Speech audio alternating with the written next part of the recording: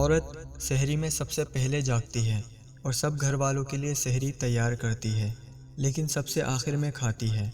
روزہ رکھنے کے بعد دوپہر میں بچوں کو کھانا کھلاتی ہے، پھر 4 بجے کے بعد سے افطاری تک اپنے خاندان والوں کے لیے افطاری تیار کرنے میں لگ جاتی ہے۔ چاول، پالک، گوشت، چٹنی وغیرہ وغیرہ تیار کرتی ہے، اور ساتھ میں یہ ڈر بھی رہتا ہے کہ پتہ نہیں کیسے پکایا ہوگا۔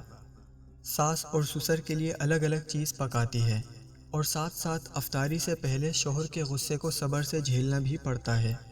اذان سے پہلے دسترخوان لگانا، تعریف تو دور کی بات، 2 روٹیاں کھانے کے بعد 1 گلاس ٹھنڈی لسی مانگنا، اور پھر یہ کہنا کہ نمک کم ہے اور خاص ٹھنڈا نہیں ہے، اور منہ بناتے ہوئے افطاری پوری کی پوری کر لی جناب نے۔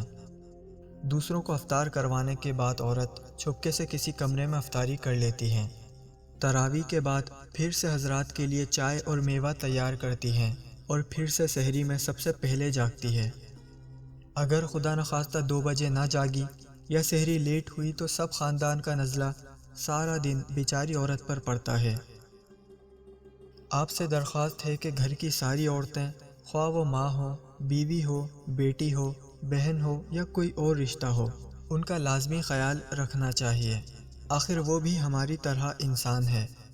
خدا کو مانو، اب اس جہالت سے نکل آؤ۔ آئے ہم سب اس معاشرتی پسماندگی کو ختم کریں، یقیناً اللہ ہم سے راضی ہو جائے گا۔